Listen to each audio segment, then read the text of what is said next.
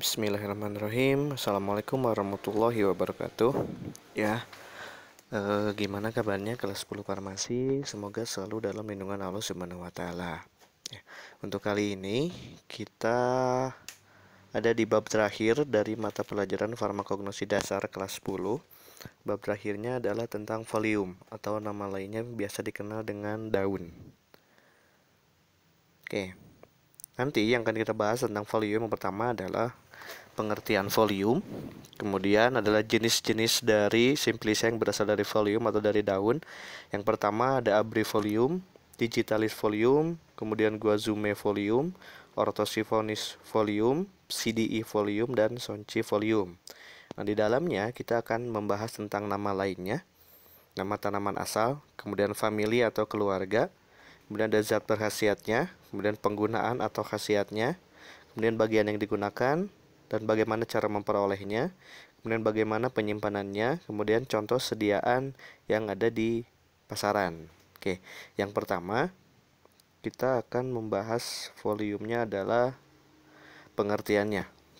Jadi folium atau simplicia folium berasal dari bagian tumbuhan yang berupa daun. Simplicia daun yang digunakan untuk pengobatan dapat berupa daun segar ataupun daun kering. Kemudian yang pertama simplicianya adalah abrifolium. Nah, ini contoh dari gambar abrifolium atau nama lainnya adalah daun saga. Nama tanaman asalnya Abrus precatorius L, keluarganya Papilionaceae. Cara membaca keluarganya adalah Papilionaceae bukan Papilionaceae ya. Kemudian zat berkhasiatnya ada glycyrrhizin dengan kandungannya sampai 15%, kemudian ada kalsium oksalat. Kegunaannya dia sebagai obat sariawan. Pemberiannya bau lemah, rasa agak manis dan khas. Bagian digunakan adalah anak daun, itu yang hijaunya. Waktu panen pertama dapat dilakukan setelah tanaman berumur 6-9 bulan. Kalau tanaman sudah berumur 6-9 bulan, dia baru bisa dipanen, dan cara panen yang praktis adalah dengan memangkas tanaman setinggi 25-30 cm dari tanah. Penyimpanan dalam wadah tertutup baik, sedia di pasaran. Yang sering dikenal adalah obat kumur Enkasari, itu produk dari Kimia Farma. Nah, ini bentuk dari abrifolium atau daun saga yang masih segar. Cirinya adalah dia mempunyai bijinya itu berwarna merah dan hitam. Oke, itu. Kemudian yang kedua adalah digitalis folium. Nah, ini digitalis folium gambarnya. Atau nama lainnya adalah daun digitalis atau daun jari. Kemudian nama tanaman asalnya digitalis purpurae L, keluarganya adalah Scrofulariaceae. Zat berkhasiatnya ada glikosida dan terurai menjadi glukosa dan aglukon. 3 glikosida yang terpenting adalah dalam digitalis folium. Yang pertama adalah purpurae glukosida A, di mana isinya adalah digitoksin. Digitoksin ini terdiri dari digitoksigenina dan 3 digitoksosa ditambah glukosa. Dan yang kedua adalah purpurae glukosida B, di mana di dalamnya terdiri dari gitoksina. Gitoksina ini terdiri dari gitoksigenina dan 3 digitoksosa ditambah glukosa. Yang ketiga ada purpurae glukosida C, di mana di dalamnya terdapat gitalina. Gitalina ini terdiri dari gitaligenina dan 3 digitoksosa. Persyaratan kadarnya adalah potensinya tidak kurang dari 10 SI tiap gram. Penggunaannya sebagai kardiotonik atau penguat jantung. Kemudian pemberian bau lemah rasa pahit. Bagian yang digunakan adalah daunnya. Sediaan di pasaran ada digitalis pulpis Farmakope Indonesia, digitalis kompresi Farmakope Indonesia, digitoksinum Farmakope Indonesia, digitoksin kompresi Farmakope Indonesia, dan digitoksin injeksi. Waktu panen, daun digitalis dipungut dengan tangan dan bukan dengan mesin, agar sedikit mungkin debu pasir yang melekat pada daun, dan untuk menghindari terpetiknya daun-daun kering atau yang telah menguning. Daun yang telah dipetik dikumpulkan, kemudian dikeringkan pada suhu kurang lebih 60 derajat Celcius. Ini daun digitalis ya. Yang ketiga ada guazume folium.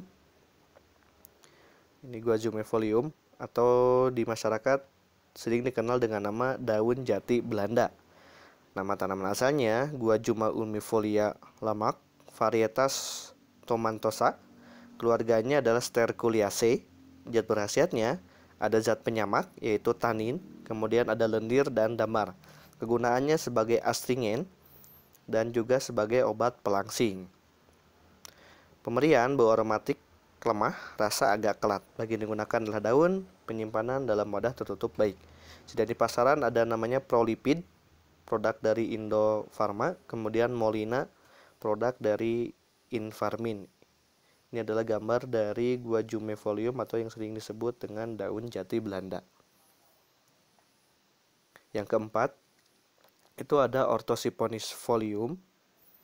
Nah, ini Orthosiponis folium atau sering disebut dengan daun kumis kucing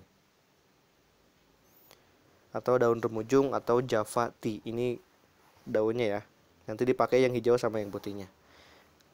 Disebut kumis kucing karena ada kayak yang putih gitu, jadi sebutnya kayak kumis kucing. Nama tanaman asalnya ada Orthosipon aristatus BL, atau disebut juga Orthosipon grandiflorus Bold dan Orthosipon stamineus Ben. Keluarganya adalah Lamiaceae. Zat berkhasiatnya ada garam kalium, glukosida orthosipon, minyak atsiri, dan saponin. Kegunaannya adalah dia sebagai diuretik atau peluruh air seni. Pemberian bau khas aromatik lemah, rasa agak asin, agak pahit, dan sepat. Jenis-jenisnya, dia ada yang berbunga biru, kemudian ada berbunga putih, ada yang berbunga putih dengan batang, tulang, dan tangkai bunga yang berwarna coklat kemerahan. Jadi ada 3 jenisnya. Yang di sini adalah yang berwarna bunga putih. Waktu panennya dikumpulkan pada waktu tanaman mulai mengeluarkan kuncupnya. Penyimpanan dalam wadah tertutup baik. Sediaannya di pasaran yang sering dikenal adalah Neprolit, produk dari Bintang 7, dan Probagin, produk dari Indofarma. Yang kelima ada Psidiifolium folium. Nah, ini Psidiifolium atau kita udah tahu semua atau biasa disebut dengan daun jambu biji. Nama tanaman asalnya Psidium guajava L. Keluarganya adalah Myrtaceae. Zat berkhasiatnya zat penyamak 9%, kemudian ada minyak atsiri yang berwarna kehijauan dan eugenol. Kegunaan sebagai anti diare dan astringen. Pemberian bau aromatik rasa sepat. Bagian yang digunakan adalah daunnya. Waktu panen dapat dilakukan setelah tanaman berumur 6-9 bulan. Penyimpanan dalam wadah tertutup baik, sedia di pasaran, ialah Diapet, produk di Soho, dia termasuk ke dalam obat herbal terstandar. Kemudian ada juga Entrodiar, produk dari Medicon. Ini sering banget kita jumpai dan gampang untuk memperolehnya, yaitu daun jambu biji. Oke, ini yang keenam adalah Soncifolium atau biasa disebut dengan daun tempuyung. Nah, ini Soncifolium ini mudah sekali didapatkan karena dia bisa tumbuh di sela-sela batu atau di sela-sela tembok yang sudah rusak. Ini gampang sekali dan orang lain kalau yang tidak tahu ini malah dianggap sebagai rumput liar saja, padahal ini adalah sebuah obat yang bagus juga untuk ginjal atau untuk urin. Nama lainnya adalah daun tempuyung. Nama tanaman asalnya adalah Sonchus arvensis. Keluarganya adalah Asteraceae. Zat berkhasiatnya ada kalium dan silikat. Kegunaan sebagai diuretik. Pemberian bau lemah, rasa agak kelat. Bagian yang digunakan adalah daun. Waktu panennya, panen pertama dilakukan pada umur 2 bulan setelah ditanam. Panen selanjutnya dilakukan setiap 0,5 bulan sampai 1 bulan sekali hingga tanaman berumur 3-5 bulan setelah tanam. Daun segar harus segera dikeringkan dengan alat pengering. Penyimpanan dalam wadah tertutup baik. Dan pasaran adalah Batugin Elixir, produk Kimia Farma, dan Neprolit Bintang 7. Jadi Soncifolium ini biasanya dia dalam satu obat Neprolit dia bareng dengan atau dikombinasikan dengan Orthosiponis folium atau sering dikenal dengan nama daun kumis kucing. Ini sangat baik untuk punya penyakit ginjal atau yang urinnya bermasalah. Ya, itu adalah contoh dari Simplicia folium. Kita hanya membahas 6. Jadi tugas kalian adalah mencari lagi sisanya dari jenis folium, karena itu masih banyak, lebih dari 10 jenis Simplicia yang berasal dari folium atau daun.